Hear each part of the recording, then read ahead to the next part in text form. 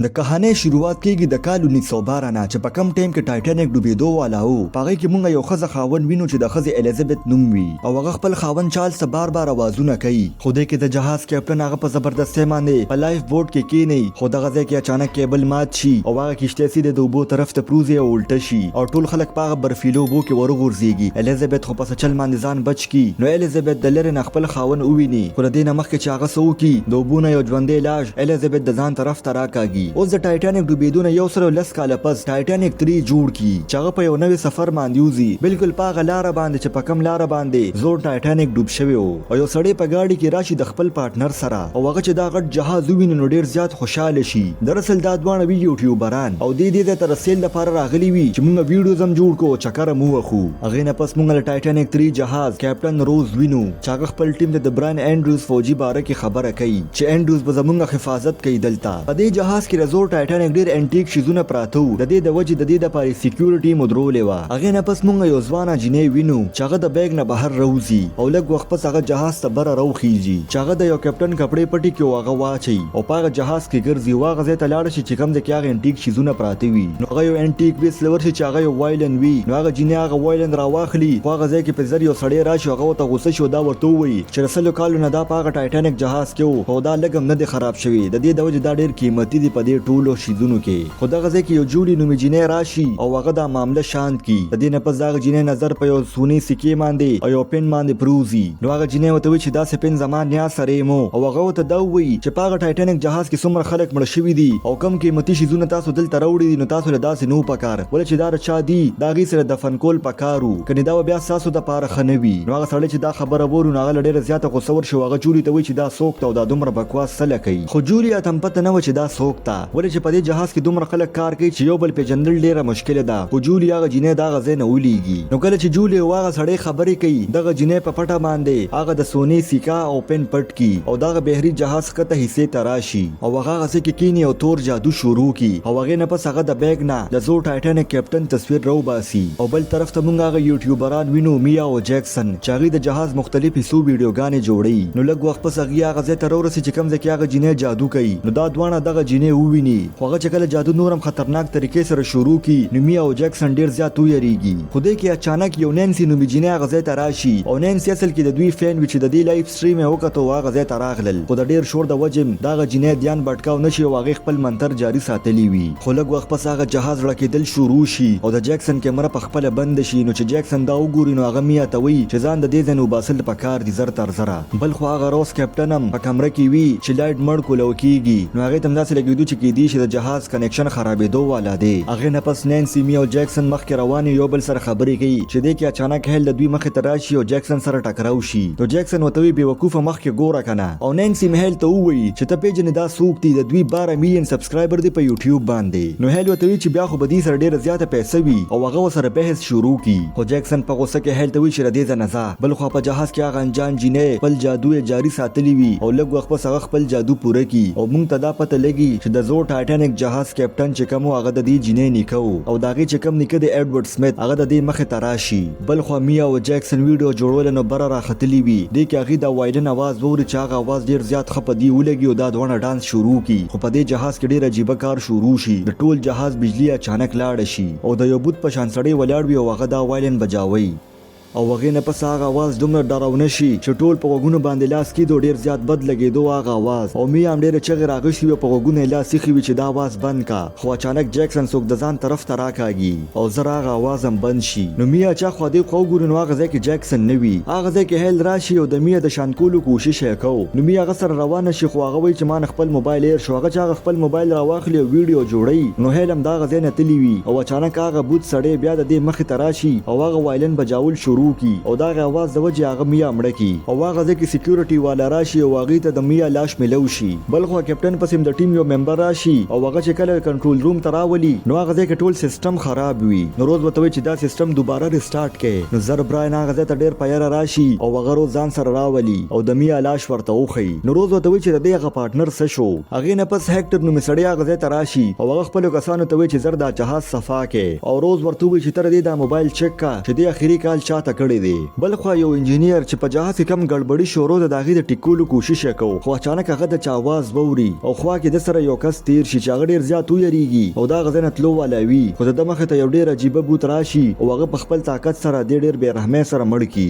بل خو هیکټر او کیپټن هغه موبایل چیک کوي او ویډیوز پکې ګوري نو هغه وی چې په دې کې خدا څه ثبوت هم نشته چې دا جنې ولې مړ شو. خو لږ وخت پس هغه په ویډیو کې وګوري چې جیکسن اچانک غیب شي او هیلم په ویډیو کې میا لراشي او میا چې کیمرا روچته کی نو هغه ډیر زیاته په یره کې وي او لږ وخت پس هغه مړ شي. نو د دوی ټول شک په هیل باندې لاړ شي او هغه وی چې هیل گیر کې د پوښتاج د پاره راولې او زر روز کیپټن هم هیل سره ملو شي او وتوی چې موږ تاسو سره پرایویټ خبرې کول غواړو. هغه ته د میا باره کې وی چې هغه مړ شو او داغه پارټنر هم غیب دی او په اخري ځل میا ژوندې تالي دلې دا او په کیمرا کې وګوري چې تا دوی سره لانجم کړی دا. نو هیل وتی چې زمانه ما دي سره لانجه کړی دا خو د دې دا مطلب خو نه دی چې زه به خلک قتل کوم. بل خو مونږ هغه انجان جنې وینو چې هغه سم په غځای کې ولاړ وي خو اچانک هغه ځای کې د جهاز انجن شروع شي. نو کیپټن ته چې پته ولګي چې د جهاز انجن شروع شو نو هغه کنټرول روم سره رابطه کول غوښتل خو دا غیر رابطه وسره نشي ولې چې سیګنل نه وي هغه ځای کې. نو هغه نه پس کیپټن کنټرول روم ته په غوسه راشي چې دا انجن چا شروع کو. نو هغه ټیم والا ورته وی چې ټول سیستم لوک شوی دی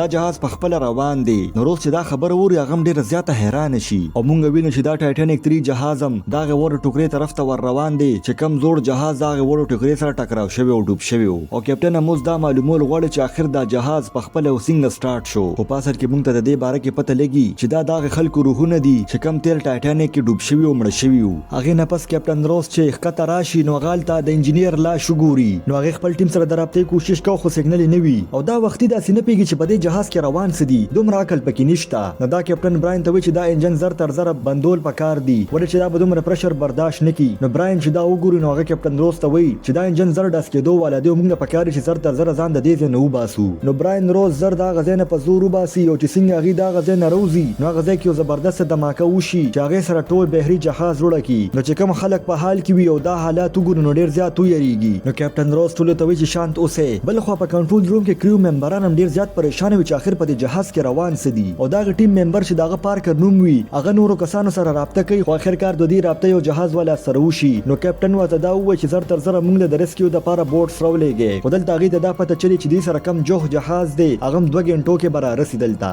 بل خو هیلم په کمره کې بند وي اچانک داغه د چت نوبر اتلل شروع شي او لایټ په خپل مړ او کلاویږي او اچانک یو ډیر ډراونه आवाज شروع شي. نو هیل په چغو شي او دا وایي چې دا आवाज بند کړي او یو شان چغه وخی چې اچانک هغه आवाज بند شي خو دغه ځکه یو روح د مخه تراشي او هغه روح په خپل طاقت سره د لاسونه گیر کی او پاغه باندې یخه هوا ور پریدي. بل خو نینسیم کنټرول روم ته راشي ډیر زیات یریدلی وي او هغه روز صداغه میا ویډیو خو چې میا یو بوت مړ کړی دا خو روز په دې خبرو باندې بالکل یقین نکاو. نو روز براین ته وی چې نینسی خپل کمرې ته بوزا او نینسی کمرې سره خوا کې د هیل کمرې وی نو براین شاغه ته راشي نو هیل ډیر زیات یریدلی وي او ټولو ته دا وی چې زمانه لري اوسه. نو هیل چې لک په هوش کې راشي نو براین هغه کنټرول روم ته روز لراولي او هیل روز ته وی چې ما یو ډیر عجیب شي زولیدو داسې لګیدو چې مرګ زما مخ ته دی او موږ له پکار چې ټایټانیک 3 واپس د نیویارک طرف ته ور روان کو. هغه نه پس یو سکیورټي ګارد راشي او هغه روز ته وی چې زمونږ د هډ هیکټر بیخي پته نه لګي. نو روز براین ته وی چې هیل په خپل کمره کې واپس بند کا دغه په حساب سره د غړې وړې خبرې کولې او روز هغه سکیورټي ګارد سره د هیکټر تلاشه پسې ور روان شي. نو براین چې هیل خپل کمرې ته بوزي نو اچانک هغه انجان جنې بره روخیږي. نو هیل چې هغه جنې ویني نو وی پیژنې او دا وی